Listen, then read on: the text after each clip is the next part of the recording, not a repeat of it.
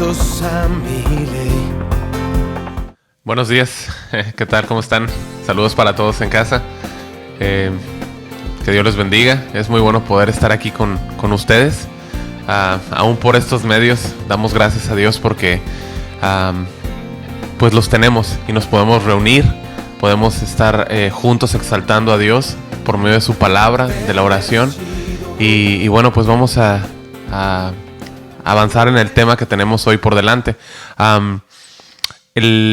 Nuestra serie, como ustedes saben, es El Dios de la Eternidad. Y el título para el día de hoy lo hemos llamado Jesús, la luz eterna. Jesús, la luz eterna. Nuestro texto, donde vamos a estar basando toda la prédica, es en Juan capítulo 8. Yo le invito a ir ahí en casa. Y en lo que vamos, quisiera también decirles, o más bien brevemente, hacerles saber que transmitirles que sabemos que están siendo tiempos difíciles, tiempos no cómodos, obviamente, pero sabemos que para todo hay un propósito. Dios tiene un propósito y sabemos que todo va a obrar en bien de su iglesia, ¿sí? Pero en honor de su nombre. Así que estemos confiados, avancemos en esta fe y bueno, pues dediquemos el tiempo a lo que hemos venido a aprender de su palabra. Amén. Vamos a ir a Juan capítulo 8, versículo 12. Juan capítulo 8, versículo 12. Dice la escritura: Jesús, es hablando de Jesús, la luz del mundo. Dice: otra vez les habló Jesús diciendo: yo soy la luz del mundo. El que me sigue no andará en tinieblas, sino que tendrá la luz de la vida. Versículo 13. Dice: entonces los fariseos le dijeron: tú das testimonio acerca de ti mismo. Tu testimonio no es verdadero. Versículo 14. Dice: respondió Jesús y les dijo: aunque yo doy testimonio acerca de mí mismo, mi testimonio es verdadero, porque sé de dónde he venido y a dónde voy. Sé de dónde he venido y a dónde voy, pero vosotros no sabéis de dónde vengo ni a dónde voy. Vosotros juzgáis según la carne, yo no juzgo a nadie. Y si yo juzgo, mi juicio es verdadero, porque no soy yo solo, sino yo y el que me envió, el Padre. Y en vuestra ley está escrito que el testimonio de dos hombres es verdadero. Yo soy el que doy testimonio de mí mismo, y el Padre que me envió da testimonio de mí. Ellos le dijeron: ¿dónde está tu Padre? Respondió Jesús: ni a mí me conocéis, ni a mi Padre. Si a mí me conocieseis, también a mi Padre conoceríais. Estas palabras, versículo 20, habló Jesús en el lugar de las ofrendas, enseñando en el templo, y nadie le prendió porque aún no había llegado su hora. Acompáñeme a orar, por favor. Señor, queremos darte gracias esta mañana. Damos gracias porque tu misericordia es grande, Señor. Abunda, Señor, en nosotros. Tu gracia, tu favor es muy bueno, Señor. Y Padre, queremos rendir esta mañana a ti y pedir mucha gracia, Señor. Que tú hables a los corazones, Señor. Que Jesucristo sea exaltado. Que, Padre, tu palabra cumpla el propósito por el cual la has enviado esta mañana, Señor. Rogamos mucha gracia en Cristo Jesús. Amén. Amén. Muy bien. Hoy estaremos revisando con la ayuda del Señor la segunda declaración en el Evangelio de Juan, hecha por nuestro Señor Jesucristo. Al decir Él: yo soy. Yo soy. A base de recordatorio, nosotros vimos el domingo pasado la proclamación que Jesús hizo allá en Juan 6:35, ¿recuerdan? Donde Él nos dijo: yo soy el pan de vida, el que a mí viene nunca tendrá hambre, y el que en mí cree no tendrá sed jamás. Hoy estaremos revisando esta segunda declaración hecha por el Señor Jesucristo, donde dice: yo soy la luz del mundo. ¿Sí? Cabe recordar que cada una de estas declaraciones nos revela la naturaleza de nuestro poderoso Dios, ¿sí? Y cómo cada una de ellas tiene una relación entre el mundo y Él. Todas y cada una de estas 7 declaraciones nos enseñan una carencia que el mundo tiene y la oferta de Él, quien es pues todas ellas, y cómo Él puede satisfacer con ellas el alma hambrienta del que pone su confianza en Él. En esta ocasión Él se presenta como la luz del mundo, ¿sí? De manera tan oportuna, en medio de un sistema religioso, legalista, corrupto e inmerso en mucha oscuridad, ¿sí? Mucha oscuridad, necesitado de esa preciosa y única luz, la cual es Cristo. Ahora, la palabra de Dios no podemos jamás, ni siquiera insinuar que es únicamente aplicable en tal o cual cultura, en tal o cual tiempo, ¿sí? La palabra de Dios trasciende, ¿sí? La palabra de Dios trasciende todo tiempo. La palabra de Dios permanece. La Biblia dice en Mateo 24:35, el cielo y la tierra pasarán, pero mis palabras no pasarán. Su palabra no pasará jamás. De manera que esta necesidad que solamente Cristo puede suplir, como luz de este mundo, se hace presente siempre, siempre. Todo el mundo necesita su luz. Todo el mundo necesita su luz. Y me atrevo a decir que nunca la humanidad ha necesitado tanto esa luz como en nuestro tiempo actual. Nosotros vivimos en una época tan oscura, en una época tan perdida, tan corrompida, tan sucia, tan inmoral. Una sociedad que a lo bueno llama malo y a lo malo llama bueno. Existe una carencia total de valores. Existe una carencia total de educación, de ética, de respeto, de honor. Todo esto son carencias en nuestra época actual. Es palpable la inmoralidad que abraza cada vez más fuerte a este mundo. Y cómo este ha tomado una velocidad rampante, cada vez mayor dentro de ese espiral de inmoralidad, hasta llegar al derrumbe total. El mundo se adentra cada vez más y más y más en esa densa obscuridad. Y solo Cristo, la luz de Cristo, es la única que puede rescatar y salvar pecadores, ¿sí? Es nuestra oración que Dios toque corazones esta mañana. Es la oración que Dios traiga luz a cada oyente, y que aquel que viva en la oscuridad pueda acceder y entrar a esta luz que Jesucristo ofrece. Al revisar nosotros este texto, no podemos más que ver la advertencia hecha por Jesús para despertar, ¿sí?, a aquellos que viven en obscuridad. Es el mismo Señor Jesús que llama a pecadores a creer. Ahí en el versículo 24, más adelante, dice: porque si no creéis que yo soy, en vuestros pecados moriréis. Si no crees que yo soy, en vuestros pecados moriréis. Es el gran yo soy quien, pues con el poder de su palabra, puede traer la más profunda, puede traer la luz, a la más densa y más profunda oscuridad del más vil pecador. Y es exactamente lo que nos enseña el Espíritu Santo, que fue lo que sucedió después de esta poderosa declaración hecha por Jesús como la luz del mundo. Ahí más adelante, en Juan 8:30, dice: hablando él estas cosas, muchos creyeron en él. ¿Sí? Hablando él estas cosas, muchos creyeron en él. Y es lo que pedimos a Dios esta mañana, que sea Él quien hable. Que él hable por medio de estos torpes y débiles labios, trayendo luz sobre todo oyente, y que su luz brille en los corazones. Amén. La obra de salvación y el acceso a su luz no es por medio de ningún milagro, es solamente por medio de su palabra. Es su palabra, ¿sí? En esa argumentación con los fariseos que Jesús hace al hablar, produce esa fe en aquellas personas, y el resultado, como vimos ahorita en el versículo 30, es que muchos creyeron.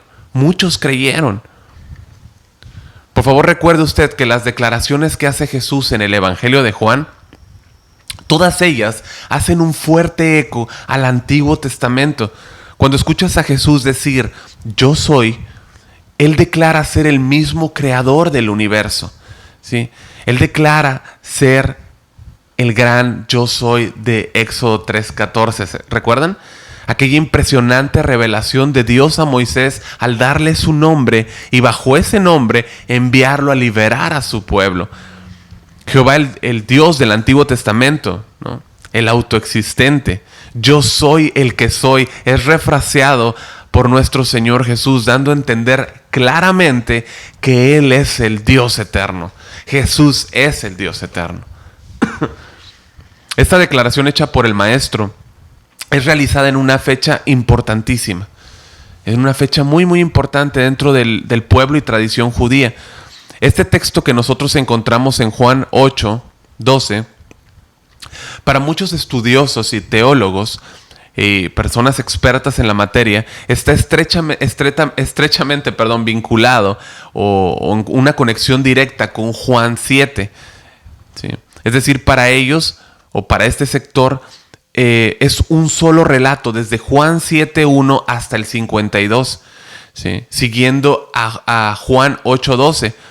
Pero si ustedes ven, pues obviamente está ahí el versículo 53 de Juan 7, el cual termina ahí en Juan 8.11, donde se nos enseña la historia de la mujer que es hallada en adulterio, ¿sí? Es decir, está Juan 7.1 al 52, y luego empieza la historia de la mujer que es hallada en adulterio en el versículo 53 hasta el versículo 11 de Juan 8, y luego como que comienza de nuevo, porque dice, otra vez Jesús les habló diciendo, yo soy la luz del mundo. Estos mismos teólogos mencionan que esta porción, la de la mujer hallada en adulterio, no estaba en los escritos originales y que fue introducida o insertada después. Mientras que otros comentaristas, otro sector menciona que la historia de la mujer que es hallada en adulterio representa de manera clara y objetiva la obscuridad en el corazón del hombre, ¿sí? Y estampa la obra de Jesús como la luz del mundo al esfumar las tinieblas en el corazón de esta mujer adúltera. Así que sea lo uno o sea lo otro, entendemos que el Espíritu Santo ha permitido que esta porción se encuentre aquí y nosotros debemos de sacarle o buscarle el mayor entendimiento a esto y comprender cuál es el mensaje que nuevamente, como decimos, el Espíritu Santo quiere anclar en nuestros corazones al mostrarnos a Jesús como la única luz del mundo. Regresando un poco al acontecimiento anterior en el cual sucede todo esto, la palabra nos dice en Juan 7, 1 y 2. Por favor, acompáñeme, si es usted tan amable. Juan capítulo 7, versículo 1 y 2. Dice la palabra, después de estas cosas. Después de estas cosas. ¿A qué se refiere cuando dice después de estas cosas? Bueno, son los hechos que nosotros vimos el domingo anterior, donde Jesús se presenta en su primer declaración como yo soy ¿qué? El pan de vida. Yo soy el pan de vida, ¿sí? Esta se extiende hasta el versículo 71 del capítulo 6, ¿sí? Cuando dice después de estas cosas se refiere a lo que vimos el domingo pasado, ¿sí? El capítulo 6 hasta el versículo 71. Pero entre ese momento y este otro momento que nosotros estamos hablando de en Juan 7.1, donde vamos a empezar ahora, hubo un lapso o un tiempo de 7 meses, ¿sí? De 7 meses en los que Jesús pasó todo este tiempo con sus discípulos. Pasó todo este tiempo con los discípulos. Es decir, estuvo 2 días con aquella multitud. ¿Se acuerdan que alimentó 5,000 hombres, ¿no? Sin contar mujeres ni niños. O sea, casi cerca de 20,000 personas. Pasó 2 días con ellos. Pero después de hablar todo lo que vemos en el capítulo 6, hay un lapso donde él no está en el Evangelio de Juan durante 7 meses. Tiempo que él pasa para enseñar o que él invierte o que él dedica a enseñar a los siguientes líderes, ¿sí? Usa todas sus fuerzas, sus recursos para estar con ellos, ¿sí? Así que ¿quién puede decir que Jesús no tiene tiempo para estar con sus discípulos? Jesucristo tiene tiempo para estar con sus discípulos, vaya que sí. Sí, él necesitaba pasar tiempo con ellos, estando con ellos, liderando, enseñándoles a ser líderes, hablándoles.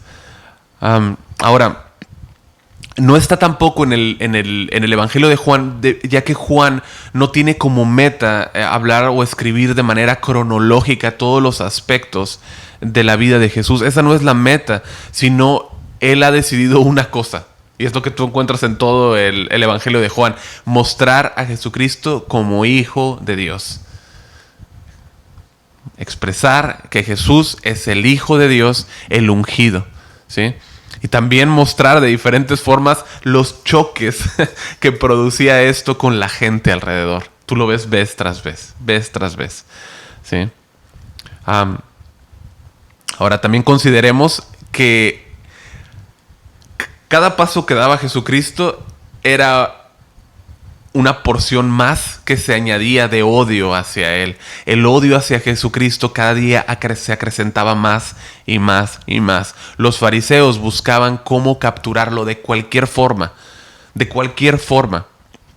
tramando contra él, buscando diversas formas para atraparlo, ya fuese físicamente o por medio de argumentos, ¿sí? Buscando algún error, alguna palabra que él dijese para atacarlo y matarlo. Qué horrible, ¿no? Pero así es. Ahora vamos a hablar un poco acerca del el acontecimiento o el contexto en el que estamos. Volviendo ahí a Juan 7:1, nos dice: después de estas cosas, ¿sí?, andaba Jesús en Galilea, pues no quería andar en Judea porque los judíos procuraban matarle. Versículo 2. Estaba cerca la fiesta de los judíos, la de los tabernáculos. La de los tabernáculos, ¿sí?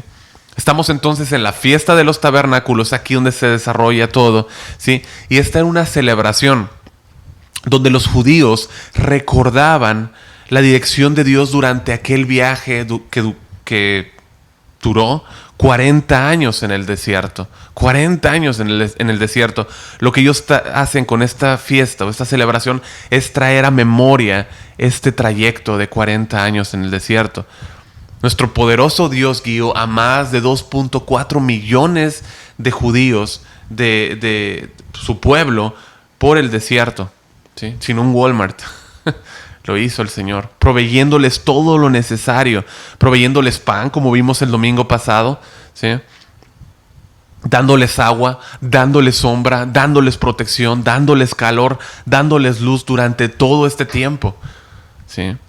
Esta era una fiesta, la fiesta de los tabernáculos, que conmemoraba todo aquel recorrido, ¿sí? Y se celebraba en el mes de octubre durante 7 días. Yo voy a ir a Levítico 23:33 y dice: y habló Jehová a Moisés diciendo, usted anótelo, Levítico 23, y puede checarlo en casa. Y habló Jehová a Moisés diciendo: habla a los hijos de Israel y diles: a los 15 días de este mes séptimo será la fiesta solemne de los tabernáculos a Jehová por 7 días. Dios había establecido esta fiesta, ¿sí?, para el pueblo de Israel. No por 1, no por 2, no por 3 días, sino por 7 días. Tenemos un Dios de gozo, ¿no? Un Dios que es santo, pero que también es un Dios que nos inunda con ese gozo santo. Ustedes pueden leer más acerca de esta celebración en Levítico 23, del 33 al 44, y también en Números 29. Levítico 23, del 33 al 44, y Números 29. Entonces, era una fiesta que celebraba el pueblo judío en el mes de octubre, ¿sí? Se celebraba en el mes de octubre y duraba 7 días. Comenzaba el 15 y terminaba el 22. Esta celebración se realizaba en Jerusalén todos los años, ¿sí? Y bueno, lo que hacía era recordar aquella liberación, aquella provisión, aquel cuidado que Dios había tenido con ellos durante los 40 años en el desierto. Y pues también el hecho de dar acciones a Dios por la vendimia o las cosechas. Tenía ese propósito. Pero también lo que hacía era poner en el pueblo su enfoque o su mente en el Mesías que vendría. Un dato muy importante es que unos días antes, el día 10, si se celebraba el 15, el día 10, ellos realizaban el día de la expiación, ¿no? El día de la expiación se lleva a cabo. Eso está en Levítico 23, del 26 al 32, donde había sacrificio, había arrepentimiento, había profunda aflicción, ¿sí? Por lo que resalta el gozo, ¿sí?, O sea, esta fiesta de gozos después del día de expiación, y lo que a nosotros nos hace ver, o lo que resalta, es el gozo que hay después de la redención hecha a favor del creyente en la cruz. ¿Sí? El gozo que hay. ¿Sí? Cada una de estas celebraciones, cada una de estas fiestas, cada uno de estos eventos apunta hacia Cristo. Ahora, los padres acampaban 7 días en tiendas durante esta celebración. Tú veías en todas partes en Jerusalén, incluso fuera de Jerusalén, a sus alrededores, cómo la gente levantaba cabañas en las calles. En los techos habían cabañas, en todas partes habían cabañas. Estas cabañas se hacían con hojas, y lo que hacían era poderle proveer a la gente que venía como peregrina o de otras partes, pues un techo para que pudieran celebrar juntos la fiesta de los tabernáculos. ¿Sí? Y nuevamente, toda esta fiesta representaba toda aquella travesía de sus antepasados en el desierto. ¿Sí? Ahora, algo que quisiera mencionar y que tiene un profundo valor y va en hilación a lo que hemos visto las semanas pasadas, es que esto nos transmite la importancia de enseñar a nuestros hijos, enseñar a las próximas generaciones las obras de Dios. Escuche por favor lo que dice Levítico 23:42. En tabernáculos habitaréis 7 días. ¿Okay? Todo natural de Israel habitará en tabernáculos. Hasta ahí vamos bien. Para que sepan vuestros descendientes que en tabernáculos hice yo habitar a los hijos de Israel cuando los saqué de la tierra de Egipto. Yo, Jehová, vuestro Dios. ¿Cuál es el propósito? Que le informen, que le comuniquen. No que le informen, que le comuniquen, que le transmitan a los descendientes las obras de Dios. ¿Sí? Como Dios los había llevado. Es decir, los padres les enseñaban de manera práctica, ¿sí? No de manera teórica, sino de manera práctica a sus hijos acerca de la provisión, acerca del cuidado que Dios había tenido con ellos durante todo este tiempo. ¿Sí? Ellos podrían así, pues, aprenderlo. ¿Y qué iba a pasar? Pues a su vez le iban a enseñar a sus hijos, ¿no? Les iban a enseñar a sus hijos y lo iban a contar a las siguientes generaciones.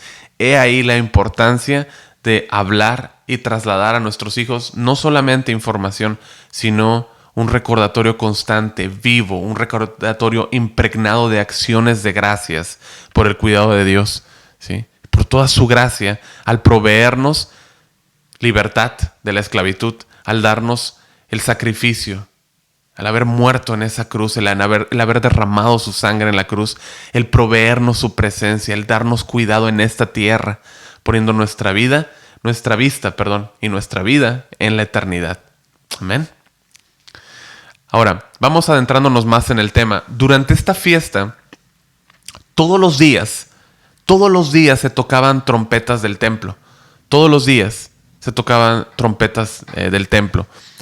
De igual manera, se celebraba la ceremonia del derramamiento del agua sacada de Siloé.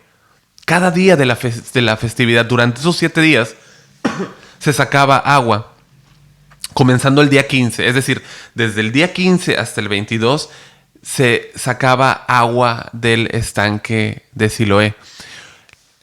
Le explico, un sacerdote, quien era acompañado por todo un peregrinaje o toda de un desfile, ¿no? de judíos, salían del templo con danzas, con alabanza, ¿sí? Y se dirigían del templo al estanque de Siloé, bajaban al estanque de Siloé, ¿sí? Mientras se preparaba todo para el sacrificio de la mañana. Ese mismo estanque es en el que Jesús sanó a aquel ciego de nacimiento, ¿se acuerdan? Allá en Juan 9:7, donde le preguntan quién pecó sus padres, ¿no? Pero bueno, Dios le dice en Juan 9:7, ve a lavarte en el estanque de Siloé, que traducido es enviado, ¿sí? Dice que, bueno, fue entonces y se lavó y regresó viendo. Fue y regresó, ¿cómo? Viendo. ¿Ok? Ahora, Bueno, ese sacerdote durante toda la celebración cargaba un cántaro de oro, ¿sí? Llevaba un cántaro de oro y lo regresaba al templo, ¿sí? Hay una figura muy preciosa ahí. A este sacerdote, al que tomaba el cántaro de oro y bajaba al estanque, se le llamaba Siloé, a él, al sacerdote, ¿ok? El que significa el que era enviado. Este sacerdote era enviado desde el templo, o sea, la parte más alta de Jerusalén, que simboliza el cielo, a Siloé, el estanque, que se encontraba en la parte más baja, que simboliza la tierra, y regresaba nuevamente a la parte más alta, el cielo. ¿Sí ves la figura? Proverbios 34 dice esto, escuche por favor. ¿Quién subió al cielo y descendió? ¿Quién encerró los vientos en sus puños? ¿Quién ató las aguas en un paño? ¿Quién afirmó todos los términos de la tierra? ¿Cuál es su nombre y el nombre de su hijo, si sabes? La respuesta es Jesucristo, el gran yo soy. Ese sacerdote representaba a Jesús siendo enviado por el Padre a descender por y en favor de nosotros y ascender nuevamente. Por lo que esta ceremonia hacía, o lo que hacía era describir de manera profética al Mesías que vendría. Bien. También esa tradición hacía referencia al agua refrescante que había brotado de manera milagrosa en aquella peña, ¿recuerdan? La cual se llamó Meriba o rencilla. Eso está ya en Éxodo 17 del 1 al 7. Bueno, todo esto tenía un mensaje que anunciaba la bendición de Dios a su pueblo y al mundo entero, donde entramos nosotros. Toda esta celebración del agua dentro de la fiesta de los tabernáculos, ¿sí? Ahora, es en el último y gran día de la celebración donde todo esto sucede, ¿sí? Ubique usted, por favor, esto, ¿sí? Fue en el último día de la celebración que todo esto sucede. Seguramente debió haber sido espectacular ver toda aquella fiesta. ¿Sí? Y es justamente en el final de esta festividad, de esos 7 días, en el último día, ¿sí? Donde Jesús hace algo que por completo hace cimbrar las paredes a su alrededor. Mire por favor lo que dice en Juan 7:37. Juan 7:37 dice... Juan 7:37 dice: en el último y gran día de la fiesta, Jesús se puso en pie y alzó la voz diciendo: si alguno tiene sed, venga a mí y beba. El que cree en mí, como dice la Escritura, de su interior correrán ríos de agua viva. Volvamos un poco a aquella escena del sacerdote que viene con el agua en el jarro, ¿sí? Viene con esa agua en ese jarro a entregarla, ¿no? Es el agua que ha sacado del estanque al templo. Al llegar para entregar el agua, junto con todo el desfile que le seguía de gente, sonaban tres trompetas en el templo, en la entrada sur, la entrada de la puerta del agua, ¿sí? Y la gente, ¿sí? Los sacerdotes se pronunciaban lo que está, el texto, perdón, en Isaías 12:3, que dice: sacaréis con gozo aguas de las fuentes de la salvación. Ellos pronunciaban esto, juntos, a una voz: sacaréis con gozo aguas de las fuentes de la salvación. ¿Sí?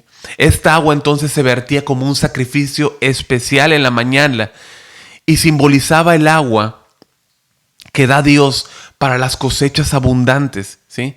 Entonces hay sacerdotes cantando salmos, cantando aleluya, alabanzas, gratitud a Dios mientras se entrega esta agua. Imagínate esta escena. En ese momento Jesús se pone de pie y les dice: yo soy la fuente de agua viva. Yo soy la fuente de agua viva. Les dice: si alguien tiene sed, solo venga a mí y beba. Él les dice, no pongan sus ojos en esa agua. No pongan sus ojos en esa agua. Yo soy el agua verdadera. Él aprovecha esta ocasión para decirles, yo soy la verdadera agua de vida. Es muy importante notar, mis amados, que cuando Él les dice, si alguno tiene sed, venga y beba, Él le hace una invitación a toda aquella multitud, a todo hombre sediento, a todo aquel que tiene sed. Es una invitación para todos a beber hasta saciar su sed. Ellos, al haber escuchado esto, debieron haber retumbado estas palabras en sus oídos y en sus corazones. Aquel grito de Jesús. Cuando dice que habló en alta voz, es que gritó, habló fuerte, ¿sí? Ya que es lo mismo. Lo que Él está diciendo hizo eco en sus mentes, porque es lo mismo que habló el profeta Isaías allá en Isaías 55. Hablando de Cristo, donde dijo, misericordia gratuita para todos, a todos los sedientos, venid a las aguas. Y los que no tienen dinero, venid, comprad y comed, venid, comprad sin dinero, sin precio, vino y leche. Es decir, les dice, vengan, beban, es gratis. Y Jesús les dice, todos los que estén sedientos, vengan y beban.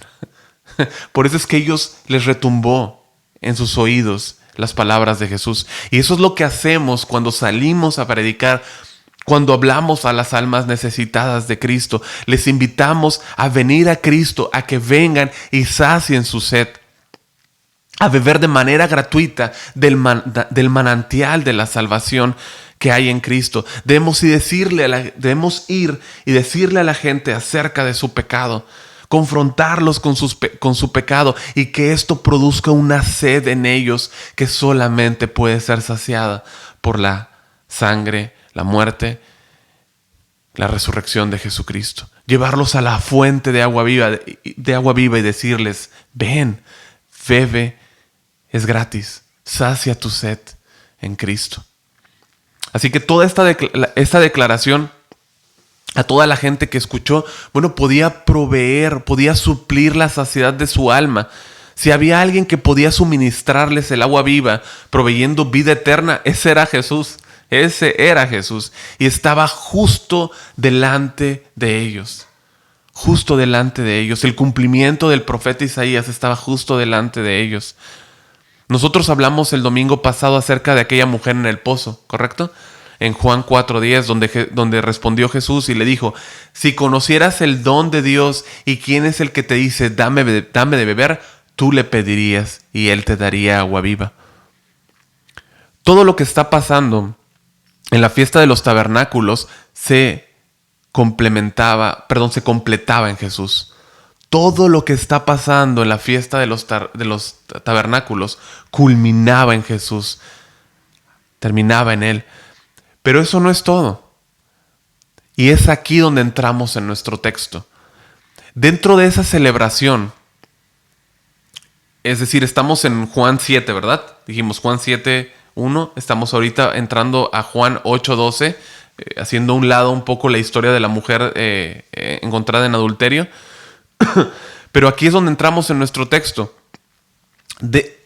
Dentro de esta celebración de los tabernáculos existía un rito donde se iluminaba el patio interior del templo, ¿sí? O el patio de las mujeres, como se conocía. Había un desfile de antorchas, habían grandes candelabros, 4 candelabros que iluminaban todo el patio. Pero era tan impresionante la luz que emitían estos candelabros, era tan brillante la luz que expulsaban estos candelabros, que su luz iluminaba todos los demás patios. Todos los demás patios eran iluminados por esta luz. Esta impresionante expulsión de luz, lo que hacía, ¿sí? Cuando la gente lo veía, toda esa luz impresionante, gente extasiada viendo esa luz, lo que hacía era poner su mente o hacerles recordar aquella columna de fuego que nosotros vemos allá en Números 14:14, ¿sí? ¿Qué había hecho esa columna de fuego? Los había guiado por todo aquel desierto, ¿correcto? Durante todo ese tiempo en el desierto los había guiado, ¿sí?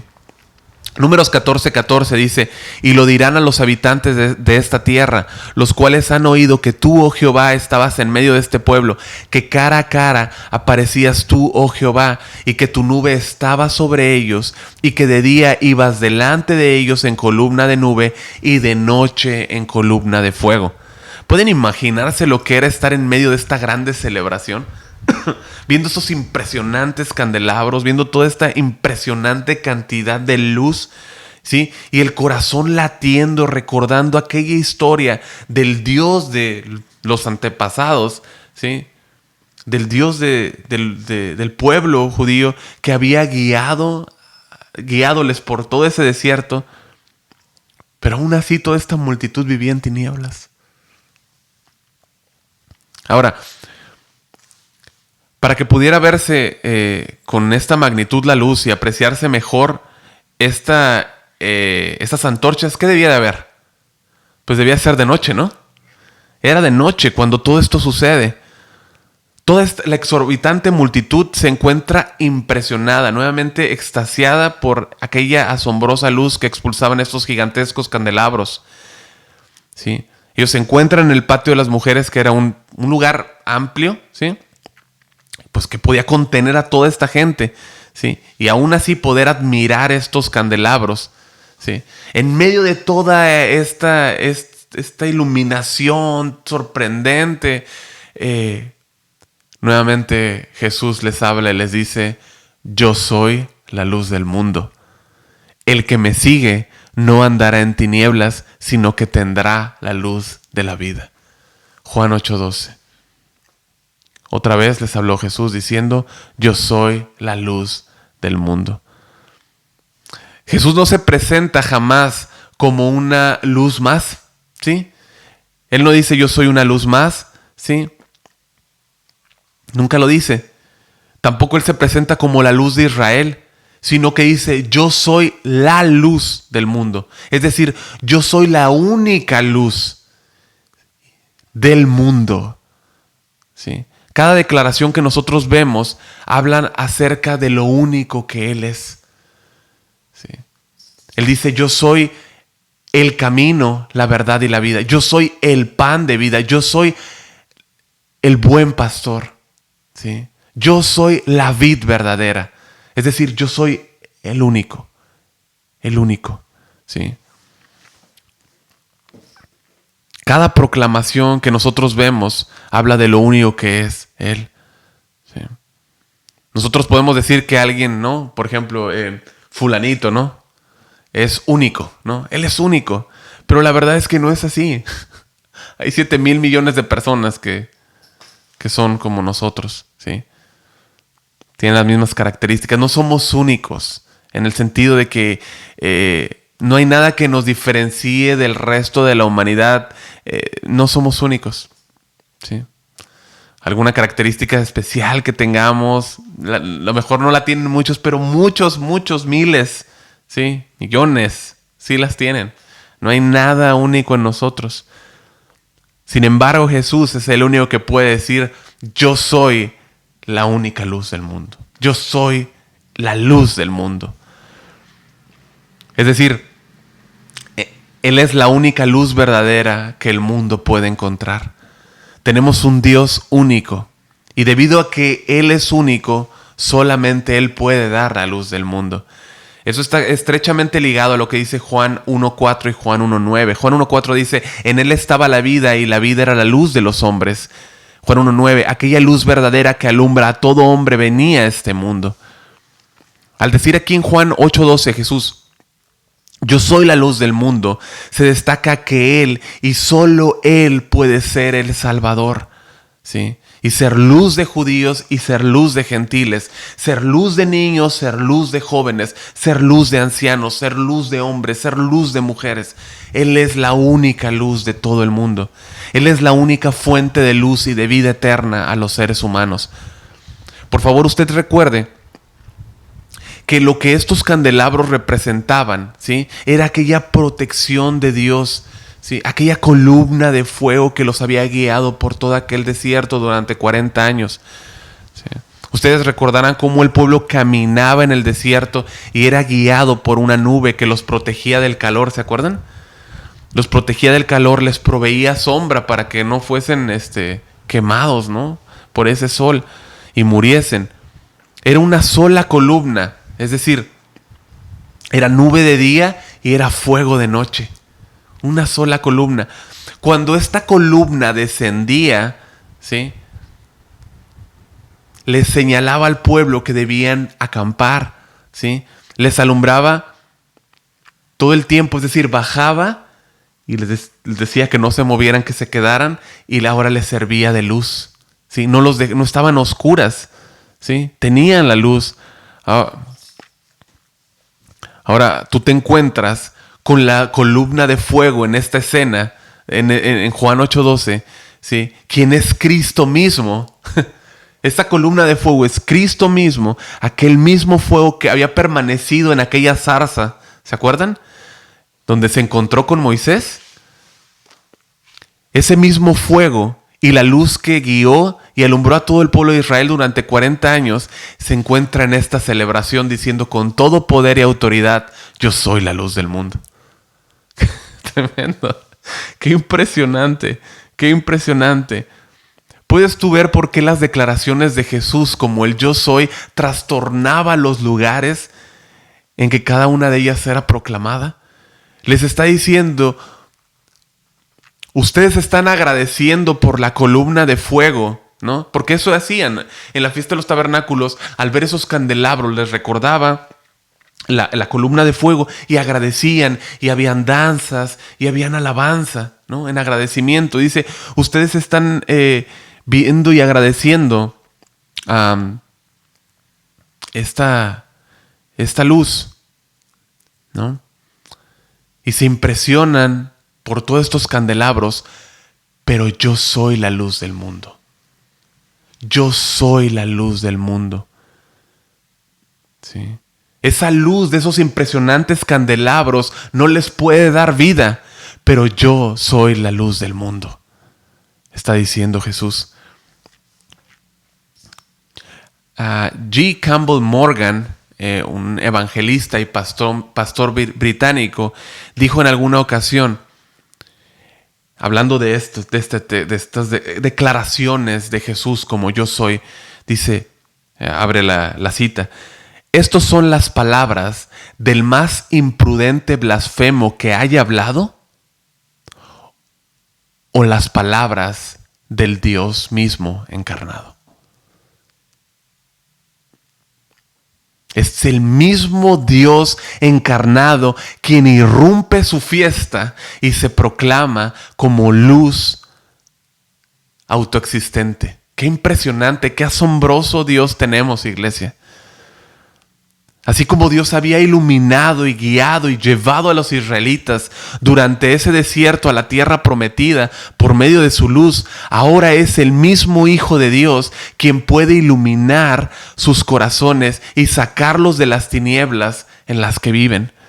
Cristo es la luz de todos los hombres, no importa dónde estén, no importa en qué obscuridad se encuentren. Él tiene el poder de resplandecer en el corazón de aquel que cree y que pone su confianza en Él. Jesucristo es la luz absoluta. Juan 8:12 les dice: yo soy la luz del mundo. El que me sigue no andará en tinieblas, sino que tendrá la luz de la vida. Esta declaración hecha por Jesús causó mucha rabia, mucho odio, mucho enojo en los fariseos, en aquellos expertos en la ley que lo escuchaban, ¿sí? Escuche, Él está hablando delante de expertos de la ley. Él está hablando acerca de hombres sumamente religiosos, sumamente legalistas, ¿sí? Hombres que desde niños habían escuchado al profeta Isaías, ¿sí? A ellos no se les daba un teléfono, no existían obviamente, ¿no? Pero no se les entretenía, la palabra. Y desde niños, se les daba porciones masivas de escritura. Ellos conocían al profeta Isaías. Ellos tenían muy en claro y muy en mente las palabras del profeta Isaías. ¿Sí? Y ahora escuchan a un hombre que para muchos de ellos no era más que el hijo de un carpintero, levantarse con toda autoridad y proclamar que él es el cumplimiento de lo dicho por el profeta Isaías cuando dijo en Isaías 42:6: yo Jehová te he llamado en justicia y te sostendré por la mano. Te guardaré y te pondré por pacto al pueblo, por luz de las naciones. Ellos escuchan a un hombre que se levanta en medio de ellos a decir: yo soy la luz del mundo. Ellos ubicaron perfectamente al profeta Isaías y por eso se levantaron en odio diciendo: ¿quién es este hombre? ¿No? Juan 8:13. Entonces los fariseos le dijeron: tú das testimonio acerca de ti mismo, tu testimonio no es verdadero. Lo que vemos de manera recurrente y en todos los siguientes versículos, desde aquí hasta el 30, o excepción del 30, es la dureza e incredulidad de los fariseos. Esta verdad les cayó de peso, aplastó su confianza, aplastó su orgullo, ¿no? Teniendo la luz del mundo delante de ellos, no quisieron verla.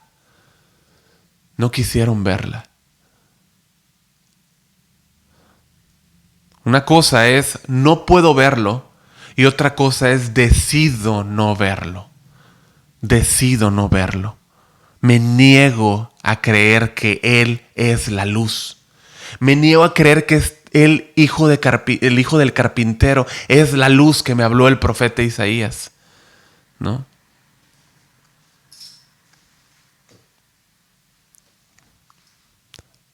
Básicamente lo que le están diciendo a Jesús es, cuando le dicen: tú das testimonio acerca de ti mismo, tu testimonio no es verdadero. Lo que le dicen es: cuando te llamas a ti mismo la luz del mundo, no estás haciendo más que jactarte. Nadie confirma tu testimonio respecto a ti mismo. En consecuencia, tú no puedes ser verdadero. Ellos eran astutos, eran sutiles, ¿sí? Ellos lo que hacen es tomar las palabras de Jesús que Él les dio en Juan 5:31 y descontextualizarlas, ¿sí? Siendo enseñados por su padre el diablo, quien tuerce y quita un versículo del contexto, ¿sí? Y le da su propia interpretación, como lo hizo allá en el Edén. ¿Con que Dios os ha dicho: no comáis de todo árbol del huerto?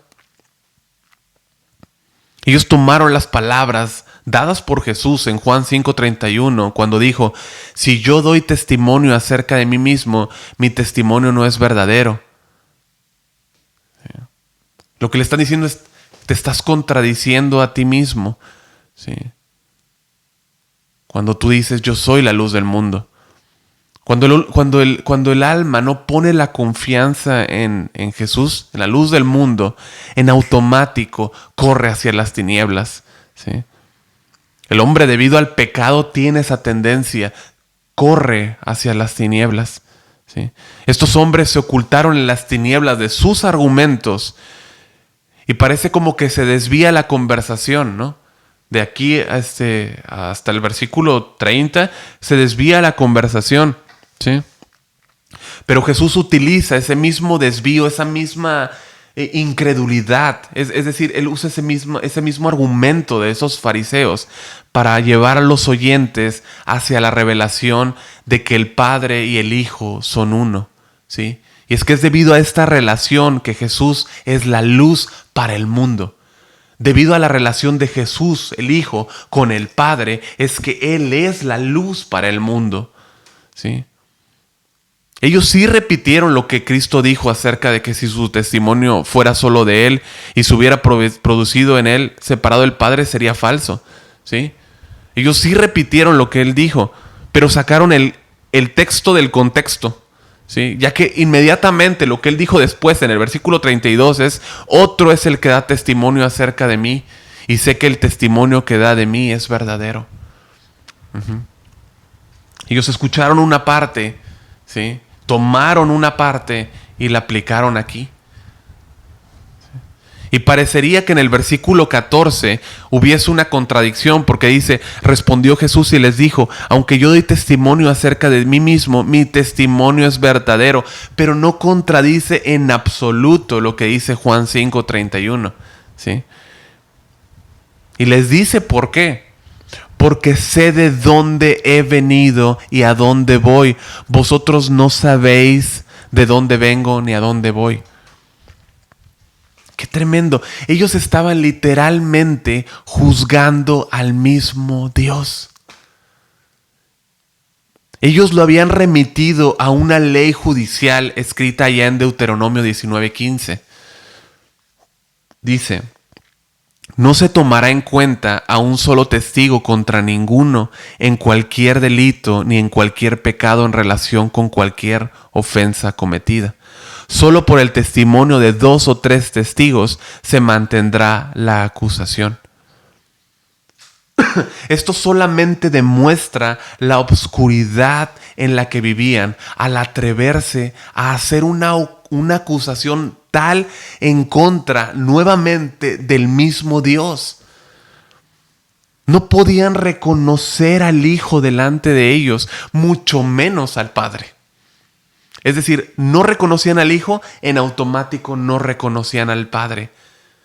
Los dos estaban ahí. Sí había un testimonio de los dos, pero al no reconocer al Hijo, en automático no reconocían al Padre.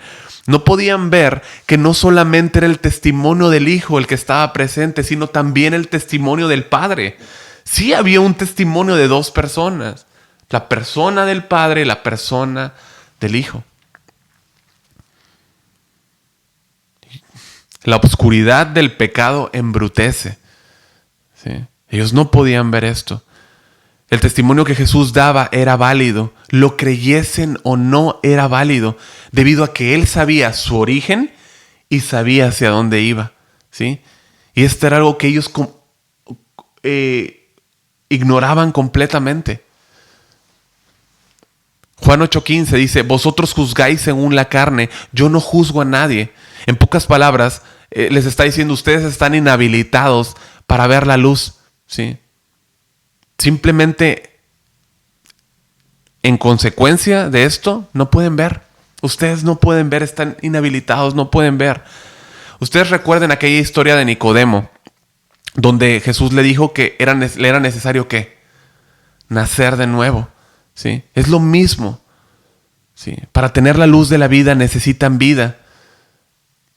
Pero lo que le está diciendo es: son solo carne, están espiritualmente muertos, ¿sí? Vosotros juzgáis según la carne. Yo no juzgo a nadie. Y lo que Jesús les dice al pronunciar esto, ¿no? Yo no juzgo a nadie, es: los juicios no se originan en mí. No, es decir, no juzgo por mí mismo. Yo doy eco a los juicios que emite el Padre, ¿sí? Y una vez más, Cristo siempre habla al corazón, ¿sí o no? Cristo siempre habla al corazón. Él siempre va directo al corazón, a la raíz, al mal del hombre, su pecado en el corazón. Estos hombres querían juzgar a Dios, querían ponerlo en el banquillo y juzgarlo como si fuera un hombre criminal. Y de hecho, terminaron haciéndolo. Terminaron juzgándolo como un criminal, injustamente. Querían aplicarle procedimientos terrenales, leyes que había establecido Moisés, cuando no podían ver que el mismo yo soy que le había dado esas leyes a Moisés estaba justo delante de ellos. Y ellos quieren juzgarlo con la ley que venía del mismo yo soy. No puedo pensar en una escena más escalofriante y más terrible que esta. Pero Cristo no vino a juzgar a esta tierra, ¿sí? Él no vino a juzgar al mundo. Él volverá y entonces sí vendrá como juez y vendrá con todo su poder y vendrá con toda su ira sobre la impiedad de todos los hombres. Pero Cristo no vino a juzgar al mundo, ¿sí? Juan 8:15 en la parte B dice, yo no juzgo a nadie. A diferencia de ellos sí lo juzgaban, lo estaban juzgando injustamente como un criminal. Les dice, yo no juzgo a nadie. ¿Sí? Cristo no estaba juzgándolos, pero si lo hiciese, sería completamente justo. ¿Sí? Ya que no actuaba él solo, sino con el Padre. Juan 8:16 dice, y si yo juzgo, mi juicio es verdadero, porque no soy yo solo, sino yo y el que me envió, el Padre. Es decir, ok, si yo juzgo, me voy a pegar a mi ley, la ley que di a Moisés. ¿Sí? Escuchen, Juan 8:17 dice, y en vuestra ley está escrito que el testimonio de dos hombres es verdadero.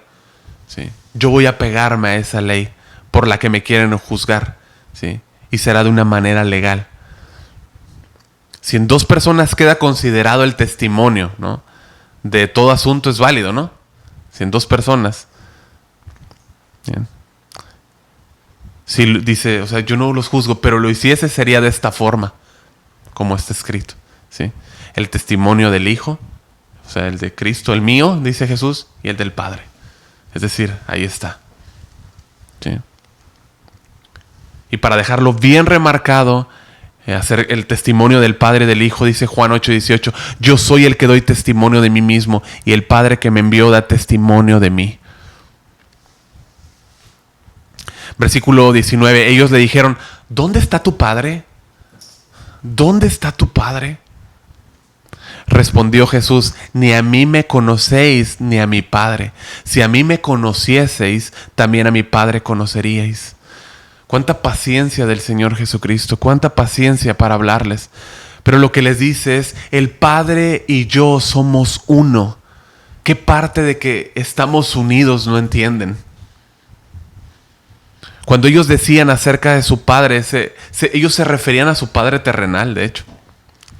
Ellos se estaban refiriendo a su Padre terrenal, ¿sí? Y sabían con qué intención lo decían, pero cada vez que Jesús hablaba de su Padre, se refería a Dios, su Padre celestial. No lograban entender la naturaleza del Hijo, por lo tanto, mucho menos podían comprender la unión de Dios, Padre y el Hijo. Lo que Jesús les decía es, si ustedes amasen o conociesen a cualquiera de los dos, ¿sí?, en automático conocerían y amarían al otro. ¿Sí? El que ama al Hijo ama al Padre. El que conoce al Hijo conoce al Padre. De igual manera, el que desecha al Hijo, ¿a quién desecha? Al Padre. Al Padre, exactamente. Eran tales las tinieblas en las cuales vivían que más adelante solamente el mismo texto nos demuestra que nunca pudieron librarse de ellas. Nunca pudieron librarse de estas tinieblas.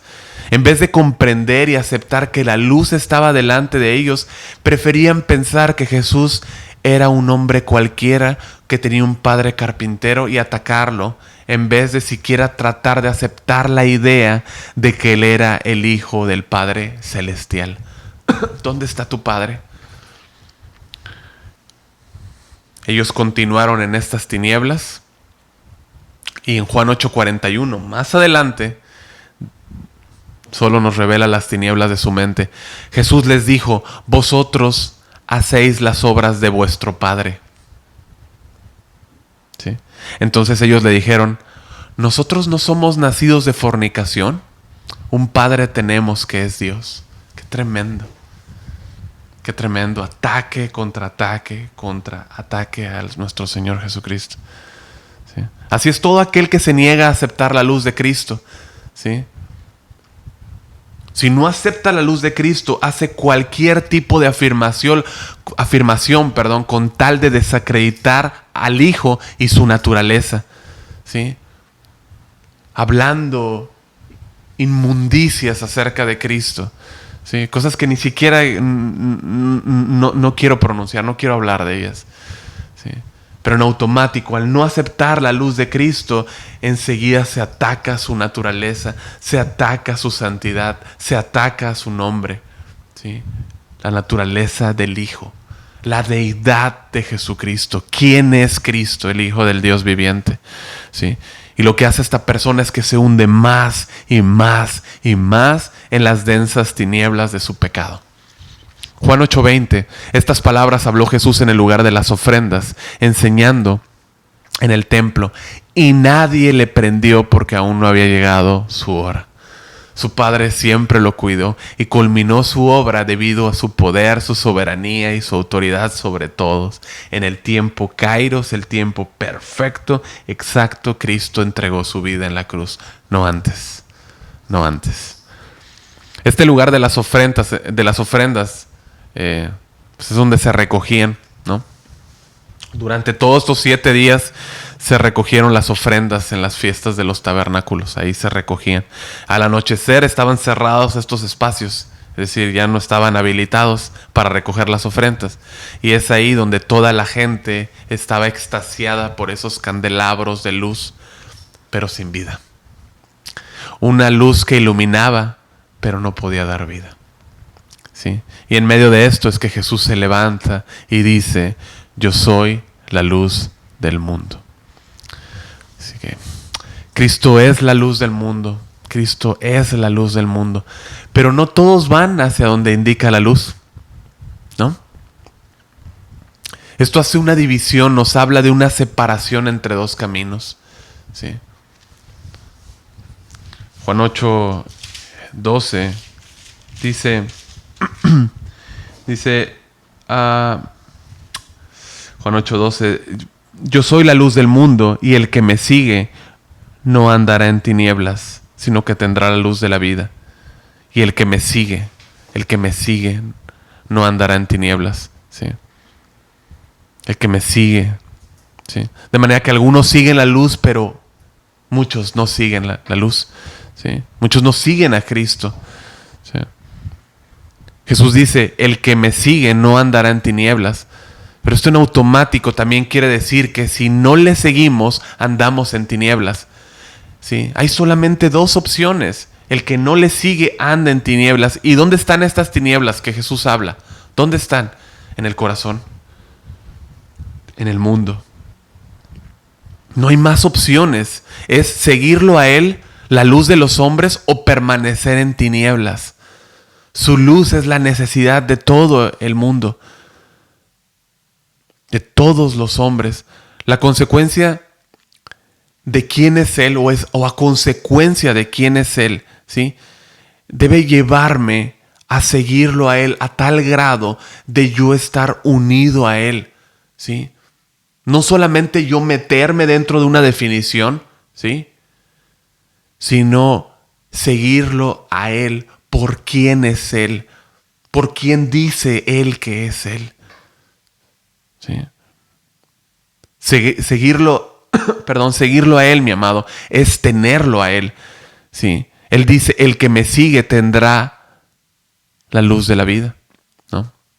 El que me sigue tendrá la luz de la vida. Juan 1:4 dice, en Él estaba la vida y esa vida era la luz de los seres humanos. La vida y la luz son la naturaleza del Verbo. La vida y la luz son la naturaleza del Verbo, ¿sí? Juan a lo largo de todo su evangelio las menciona, pero estas cualidades no son exclusivas, es decir, son de la Trinidad, Padre, Hijo y Espíritu Santo, ¿sí? Pero también son comunicadas a todo aquel que pone su confianza en el Hijo, en Cristo, ¿sí? Le son extendidas a todo aquel que cree y pone su confianza en el Evangelio. La Biblia dice en Efesios 4:17 que los que no conocen a Dios, los que están muertos y ciegos a la luz, andan en la vanidad de su mente, teniendo el entendimiento entenebrecido, ajenos de la vida de Dios por la ignorancia que en ellos hay, por la dureza de su corazón, ¿sí? Es decir, estamos ciegos hasta que la luz de Cristo y su vida nos es impartida por el Espíritu Santo. Cuando esto pasa, y solo entonces podemos realmente ver. Es entonces cuando la luz de Cristo fluye continuamente en nuestro corazón, porque tenemos la vida de Cristo. Yo soy la luz del mundo y el que me sigue no andará en tinieblas, sino que tendrá la luz de la vida. Seguir a Cristo, ¿sí? O seguir la luz significa confiar en Él. Es igual a obedecerle. Significa creer en Él, ¿sí? Significa tener gratitud a Él, obedecer su palabra. El hombre debe de seguir la dirección de la luz, ¿sí? No nos es permitido, ¿sí? Y no podemos trazar nuestras propias rutas y andar como nosotros quisiéramos a través de este desierto, ¿no? A través de la vida. No nos es permitido. Si tú eres un genuino creyente, no te es permitido andar como quieres. La historia de la salida de Egipto y el largo viaje en el desierto nos muestra cómo los antepasados, ¿no? Los hombres que caminaron siguiendo la columna de luz, ¿sí? La columna de fuego, y que no se rebelaron contra Dios, entraron en aquella tierra, ¿sí? Entraron en Canaán. Los otros, ¿qué les pasó? Fallecieron, ¿sí? Quedaron postrados en el desierto. Para plantearlo de una manera más clara, los que verdaderamente siguen a Cristo no únicamente no van a andar en oscuridad, no van a andar en tinieblas, no van a andar en impurezas, ¿sí? En inmoralidades, sino que van a entrar en la tierra de luz, la ciudad de eterna luz. Apocalipsis 21-23 dice: la ciudad no tiene necesidad de sol ni de luna que brillen en ella, porque la gloria de Dios la ilumina y el Cordero es su lumbrera. Concluyo con esta porción, este versículo y estos versículos tan conocidos. Juan 3:16 dice: porque de tal manera amó Dios al mundo, que ha dado a su Hijo unigénito, para que todo aquel que en Él cree no se pierda, mas tenga vida eterna. Porque no envió Dios a su Hijo al mundo para condenar al mundo, sino para que el mundo sea salvo por Él. El que en Él cree no es condenado, pero el que no cree ya ha sido condenado, porque no ha creído en el nombre del unigénito Hijo de Dios. Y esta es la condenación, y seguido, que la luz vino al mundo y los hombres amaron más las tinieblas que la luz, porque sus obras eran malas. Porque todo aquel que hace lo malo aborrece la luz y no viene a la luz para que sus obras no sean reprendidas. Mas el que practica la verdad viene a la luz, para que sea manifiesto que sus obras son hechas en Dios. Yo quiero invitarte esta mañana a pedir a aquel que es la luz eterna, a Jesús, el gran yo soy, pedirle que te guíe. Yo te invito a pedirle que te guíe. Te invito a pedirle que te dé dirección. Yo te invito a rogarle que su luz dirija tus pasos. Iglesia, que tú renuncies de manera voluntaria a toda iniquidad, a toda impiedad, a toda obscuridad, a toda tiniebla. No fuiste hecho en Cristo, al estar en Cristo, para estar en caminos turbios, para estar en oscuridad, fuiste llamado a su luz, fuiste retirado del reino de las tinieblas y fuiste trasladado al reino de luz de su amado Hijo. ¿Sí? Tú no puedes estar poniendo un pie en el mundo, en las tinieblas y luego volviendo. No puede ser así, no podemos caminar así. Yo te invito a pedirle a Dios que hable a tu corazón, pedirle que te dirija, pedirle que te perdone. Pidámosle perdón, pidamos a Él que nos dirija, ¿sí? Confiando en que Él es la luz del mundo, ¿sí? Nosotros estamos en Él, somos hijos de luz y debemos de conducirnos siendo guiados por la nube, siendo guiados por Él, siendo guiados por el Señor. Él quiere dirigir tu hogar, ¿sí? Él quiere resplandecer en tu hogar. Él quiere resplandecer en los hogares. Él quiere resplandecer en la vida de los jóvenes.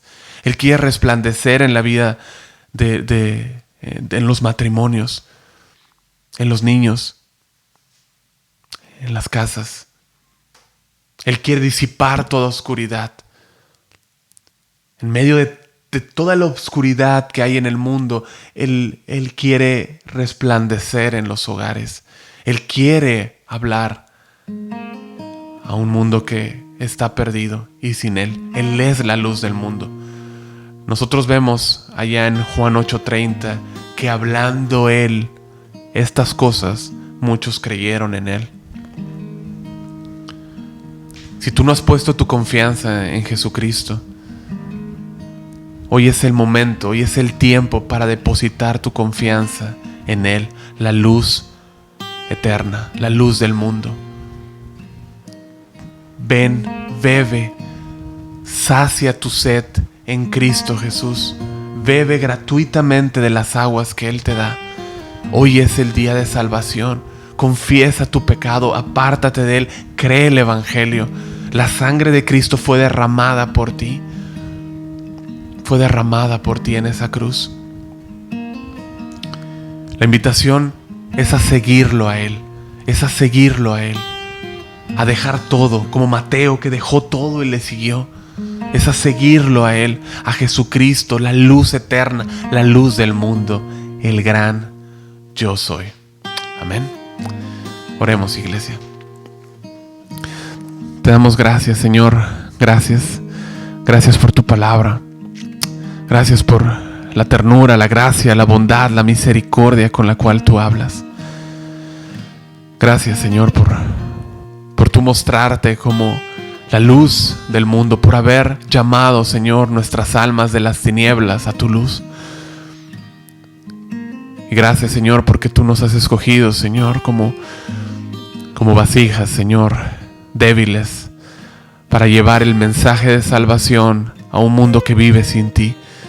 Dios, aviva tu obra en los corazones, aviva tu obra en las casas, aviva tu obra, Señor, en las vidas, Señor, en la vida de tu iglesia, Señor, que tu iglesia, Señor, resplandezca, Padre.